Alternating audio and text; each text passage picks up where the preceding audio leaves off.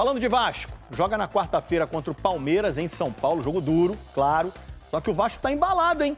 Já são 7 jogos sem perder, sob o comando do Fernando Diniz, 4 seguidos no Brasileirão. O Vasco agora é o 11º, até ontem estava lá embaixo na tabela. Sábado venceu o vice-líder Cruzeiro, bora ver os gols. Venceu com autoridade, tá? Paulo Henrique cruzando, de canhota, Ryan, teve grande fase o garoto Ryan, 1-0 Vasco. Aí depois um lançamento, a bola parecia difícil para o Paulo Henrique, mas o Kaique Bruno não pegou, o Matheus Henrique também não. E aí o Paulo Henrique fez, Vasco 2, Cruzeiro 0.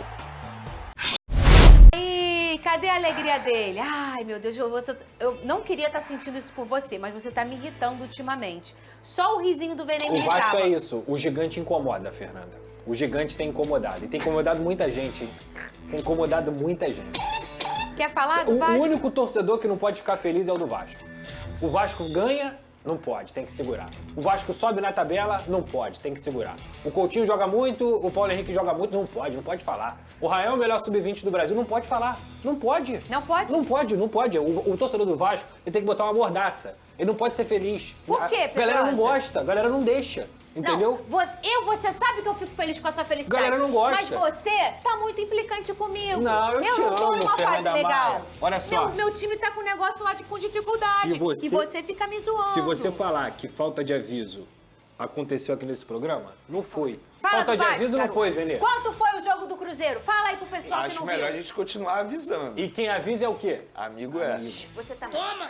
Fala aí, garoto do Vasco. Quanto foi o jogo? 2-0. Pra quem? Vasco da Gama.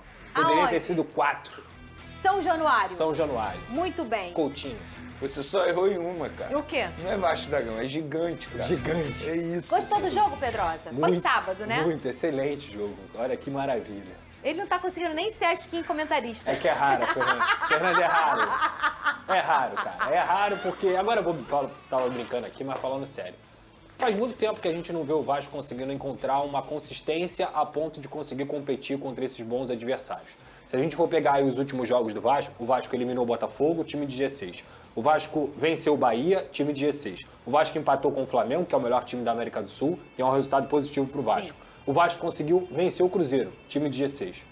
Então, o que a gente quer dizer aqui é que o momento mais difícil da temporada pro Vasco da Gama foi justamente o momento em que o Vasco encontrou o seu melhor. É verdade. Nos últimos 9 pontos disputados contra essas equipes que eu disse aqui, além do grande confronto pela Copa do Brasil, o Vasco fez 7. 7 pontos em 9 contra Cruzeiro, Bahia e Flamengo. E agora vai ter o Palmeiras na quarta-feira, que vai ser muito difícil. Muito mais difícil até do que foram os últimos jogos, porque o Palmeiras está pressionado por ter perdido contra o Bahia e porque o Vasco vai sem o Barros. O Barros, para mim, é uma peça central dessa equipe. Então o Vasco perde um jogador que talvez seja tão importante quanto o Felipe Coutinho é para esse time hoje. O Barros, ele é o centro, ele é o cara do equilíbrio desse time. E o Vasco vai enfrentar o Palmeiras, mas pelo menos o que fica de positivo é que mesmo se perder, eu espero que não perca, você já conseguiu construir uma gordura numa sequência dificílima. Então o Vasco agora, como eu falei aqui na semana passada, esquece zona do rebaixamento, não tem que mais pensar nisso. Agora, com 8 pontos na frente, aí que não tem que pensar mesmo, tem que olhar para cima. O torcedor vascaíno, ele tem que parar também de ter o receio, que é totalmente normal, mas parar de ter o receio de, toda hora... Esquece isso, É olhar para verdade. cima, olhar como time grande, porque o Vasco é time grande. O Vasco é time grande e tá jogando futebol. O Vasco é o 5º colocado do retorno do Campeonato Brasileiro, sem contar o jogo do Bahia. O Vasco tem o quarto melhor ataque do Campeonato Brasileiro. Passou o Palmeiras, que tá lá na segunda colocação. Então, cara, são muitos elementos, como o Felipe Coutinho craque, como o Paulo Henrique jogando bola demais, Alô Ancelotti, como o Robert Renan e Carlos Cuesta, o Barros, são elementos positivos para o torcedor vascaíno olhar e ter uma perspectiva do seguinte: melhorou e que isso continue. Ó, Beber água. Vale Não, o beber elogio. água. Foi mal. Vale o elogio pra diretoria pelas contratações. Também. A Porque segunda o time janela melhorou é por importante. causa das contratações. Muito importante. Melhores momentos do Vascão, rapaz. Vascão, ó. Aí, ó. Ah, porque o Cruzeiro não sei o quê, bigode, não sei o que lá. Cadê? O Cruzeiro não perdia fora de casa há 5 meses. E o Vasco foi e cometeu o crime. Mais um bom jogo desse Vasco do Fernando Diniz, que agora está conseguindo aliar, jogar bem e ter o resultado, que não vinha acontecendo lá atrás. E a gente precisa citar, eu acho que 2 jogadores especificamente, quem fez os gols, porque o Ryan cada vez mais ele tá mostrando pra gente a capacidade que ele tem, o quanto esse garoto ainda pode evoluir. E o Paulo Henrique, esse menino, ele é muito forte fisicamente. Eu fico chocado com isso. É impressionante. Ele chuta de direita, chuta de esquerda, ele leva para dentro da área, ele vai para a linha de fundo, ele volta marcando, correndo. Esse cara é uma coisa de maluco. E a vitória do Vasco, claro que a gente brinca aqui que ajudou o Flamengo, mas acima de ajudar o Flamengo, ajudou o próprio Vasco, que se afastou um pouquinho mais, agora tem uma missão duríssima, enfrentar o Palmeiras em São Paulo, a gente sabe que isso não é fácil. Né? Quarta-feira. E o Vasco vem numa sequência de empate com o Flamengo, vitória sobre o Bahia, vitória sobre o Cruzeiro e agora tem o Palmeiras. São 4 adversários que estão no G4. E que vão tirar ponto de muita gente. Absolutamente. Então, se o Vasco conseguir voltar de São Paulo, pelo menos com empate, eu acho que já está muito bom mesmo. Fernandão, o importante agora vamos citar o Tite aqui, né? Consistência. É o Vasco seguir nessa atuada. Porque se o Vasco tem time para jogar bem contra o Flamengo, para ganhar do Cruzeiro com propriedade, para ganhar do Bahia, tudo bem, Palmeiras lá é muito difícil, mas na sequência dá para o Vasco continuar pontuando e sair dessa zona, né? Perfeito, GV. E continuando o que você disse, falando de Tite, o Vasco está encontrando uma coisa chamada o quê?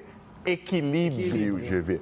Por quê? Porque com a entrada de Cuesta e Robert Renan e a chegada de Hugo Moura para frente, para o centro da área, o retorno do Cauã Barros, o Vasco é um time muito bem estruturado no centro do campo, que era um lugar onde o Vasco tomava muitos gols, né, ali na cabeça da área. A chegada do meio-campo adversário causava muita dificuldade para o Vasco, que tomava muitos gols por ali. O Vasco era um time muito bem estruturado. O Robert Renan, não é à toa que o Diniz sempre quis trabalhar com ele, é um jogador que ele dá muita sustentação para a criação das jogadas do jeito que o Vasco gosta de fazer.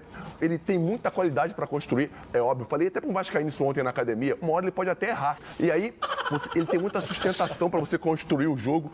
Precisamos falar de um outro jogador ali chamado Puma Rodrigues. É verdade. Tá melhor na esquerda que na direita. A fila do perdão tá enorme. Muito equilíbrio pro Vasco jogando por ali. E ele dá ao Vasco o que o Piton não consegue, até tenta fazer, mas não consegue. Não tô falando que tem que colocar um ou tirar outro. Que ele consegue ir pro fundo e fazer bons cruzamentos com a perna esquerda e ele finaliza muito bem por dentro. O Vasco ganha mais um finalizador no time quando for necessário.